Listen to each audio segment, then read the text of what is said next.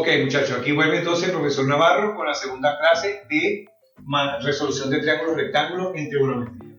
En la clase anterior hablamos de la medida de los ángulos y las transformaciones de dichas medidas. Vamos a hacer ahora uso de esas medidas resolviendo triángulos rectángulos, pero ya combinándolos con las funciones trigonométricas.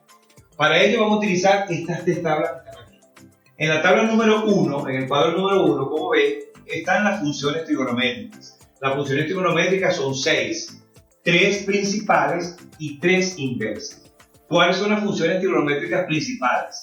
Seno de ángulo, coseno de un ángulo y tangente. Observen que la función seno se abrevia SEN y alfa es el ángulo que vamos a utilizar.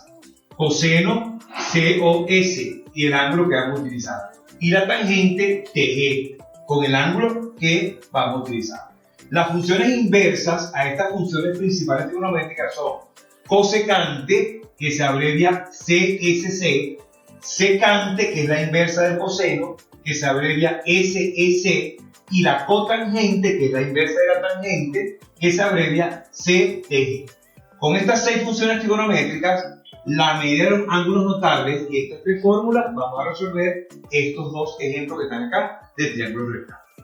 Esta tabla, como la de este cuadro, como lo ven, está en blanco porque quiero que aprendan a construirlo, ya que ustedes, cuando vayan a presentar sus pruebas de admisión a las universidades, seguramente si les preguntan cuál es el seno de 30, no lo tienen memorizado, pero sí van a recordar cómo construir la tabla. Es muy fácil. Entonces, ¿qué van a hacer? Colocar una raya de fracción en los 3 ángulos notables. Los ángulos notables de trigonometría son 30 grados, 45 grados y 60 grados. Para construir su valor van a hacer lo siguiente. En el numerador van a colocar 1, 2 y 3. En el denominador siempre es 2. Y luego en el numerador van a colocar la raíz a cada uno de los numeradores, la raíz cuadrada a cada uno de los numeradores. Pero como ustedes saben ya desde tercer año, la raíz de 1 es 1. Entonces no hace falta colocar la raíz. La raíz de 2, como es un número irracional, no es una raíz exacta, entonces dejamos ahí la raíz indicada, lo mismo que con la raíz de 3. Lo que quiere decir que el seno de 30 grados es un medio, el seno de 45 grados es raíz de 2 sobre 2 y el seno de 60 grados es raíz de 3 sobre 3. Para buscar el coseno, igualito, volvemos a poner nuestra raya de fracción, pero hacemos lo contrario en el numerador a lo que hicimos en el seno. ¿Qué hicimos en el seno? Colocamos 1, 2 y 3. Ahora vamos a colocar 3, 2 y 1. En el denominador, como dije anteriormente, siempre es 2. Y luego colocamos la raíz en el numerador del coseno de 30, la raíz cuadrada en el numerador del coseno de 45 y repito, la raíz de 1 es 1, no es necesario colocar la raíz. Para encontrar la tangente de estos valores, de 30, 45 y 60, simplemente se aplica doble C, es decir, se divide para obtener la tangente, divido el valor del seno entre el valor de coseno.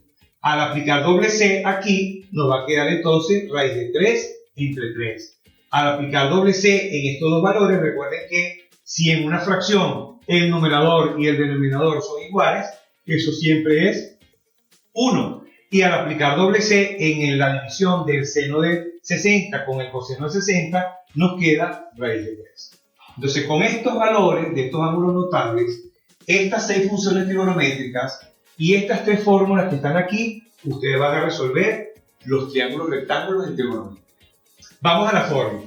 Aquí tenemos un ejemplo de un triángulo rectángulo. Recuerden que en un triángulo rectángulo lo primero que tenemos que hacer es identificar el ángulo recto. El ángulo recto, como ustedes saben, es un ángulo que mide 90 grados. Siempre, por lo general, van a conseguir un simbolito acá indicando que ese es el ángulo recto del triángulo. Los lados que conforman el ángulo recto se llaman catetos, lo que quiere decir que este es el cateto A y este es el cateto B. Y el lado que está al frente del ángulo recto, que es el lado más largo del triángulo rectángulo, se llama hipotenusa. Universalmente se utilizan para denotar estos lados del triángulo A, B y C, porque recuerden que en tercer año, cuando usaron el teorema de Pitágoras, si íbamos a calcular la hipotenusa, que era C, tenemos que sumar el cuadrado del cateto A más el cuadrado del cateto B. Y si por el contrario tenemos que buscar la medida de un cateto, entonces utilizamos el cuadrado de la hipotenusa menos el cuadrado del cateto. De ahí que se denotan los lados de esa manera. Ahora, ¿Cómo sé yo cuál es el cateto opuesto y cuál es el cateto adyacente del ángulo que me está dando? Entonces tienen que ver dónde ubico yo en el ejercicio la medida del ángulo.